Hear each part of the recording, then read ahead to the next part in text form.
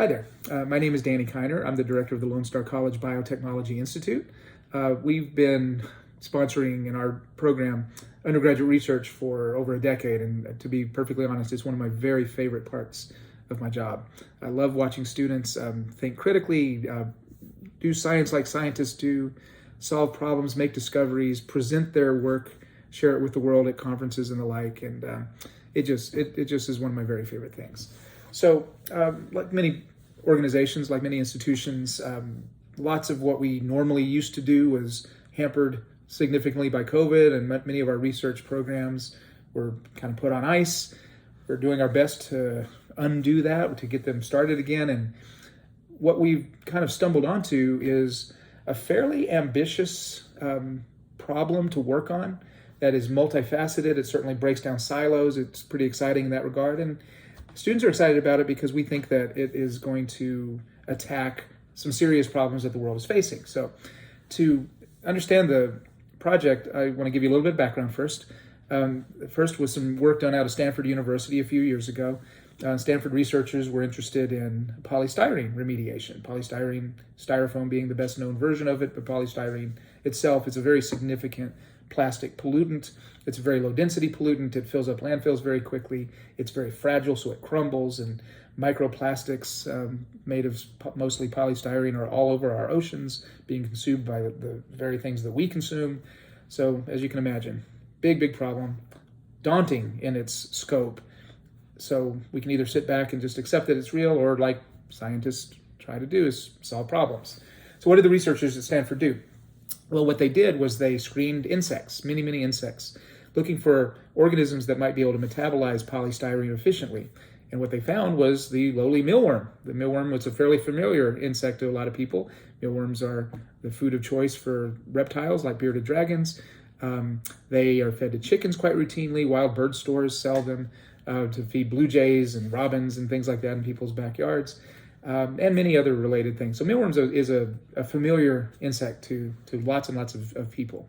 Turns out, interestingly enough, that mealworms can subsist on exclusively polystyrene. Now, they grow very slowly when that happens, but the idea is they can break down polystyrene as part of their diet, and they don't bioaccumulate, which is an important fact, because if you're going to grow mealworms on some amount of polystyrene, which is a fairly toxic plastic, and then you still want to feed the mealworms to higher trophic levels in an ecosystem, you pose the risk, if they do bioaccumulate, of poisoning the predators and that sort of thing. It turns out they don't bioaccumulate. They excrete 99.9% of the polystyrene metabolites in solid waste, and that turns out to be a good thing. Now, here's a couple interesting caveats in that.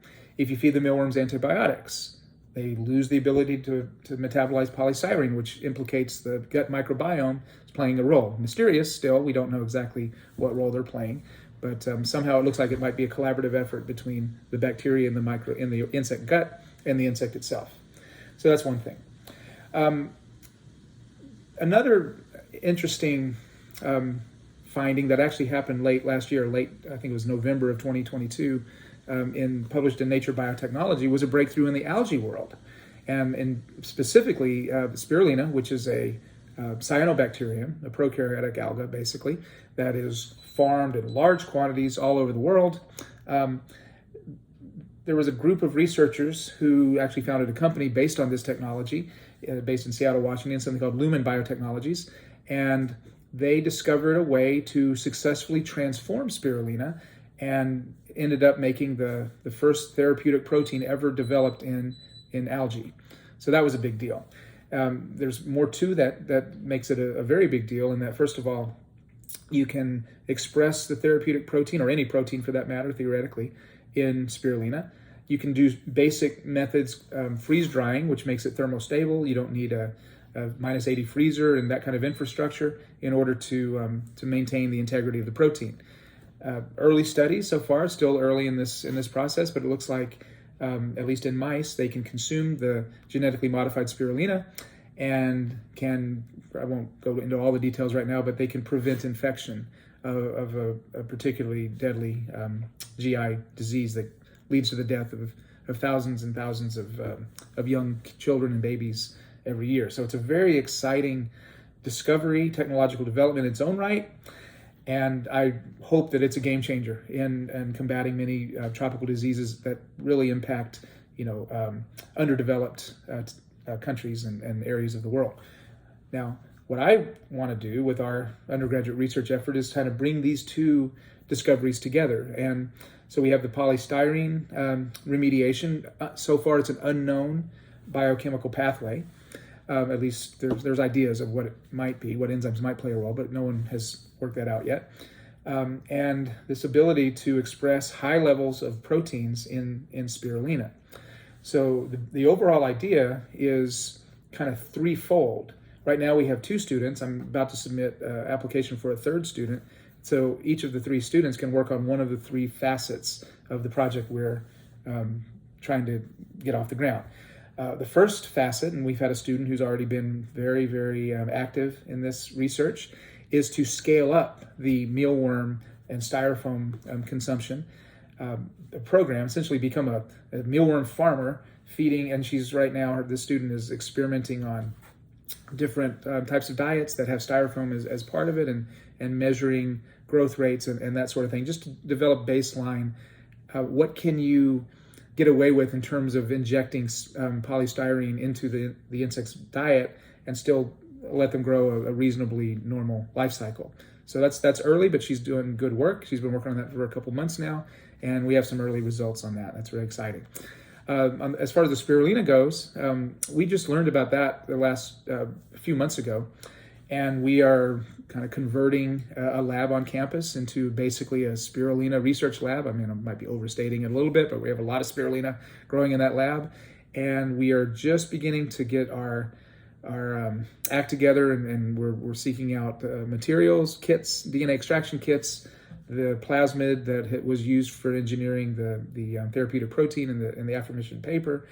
And so we have the spirulina genetic engineering, technological pioneering. We have a student who's working on that. And then the third thing that we'd like to do is to characterize the gut microbiome of the organisms. So find out who is in, what organisms make up the population in the gut. And we have recently acquired a nanopore sequencing device. And the nanopore sequencing device is really good at sequencing long stretches of DNA. And in fact, for a prokaryote, you can do something akin to whole genome sequencing in a relatively short time. Now, this is ambitious, but what we hope to be able to do is metagenomic sequencing of the organisms found in the gut, and see if we can identify the presence of some of the suspected genes that contribute to the expression of proteins that may or may not be part of the polystyrene degradative pathways. So if that makes sense. So anyway, there's a lot to it. Basically, what I hope to do with this project is to have each of the 3 students, I'm assuming we can get the 3rd one, that's a big assumption on my part, but that's my hope. And one of the students will characterize the mealworms and the polystyrene degradation and the associated features of that. The second student will start to work out some of the technological obstacles or hurdles that need to be cleared for this genetic engineering to happen in our hands.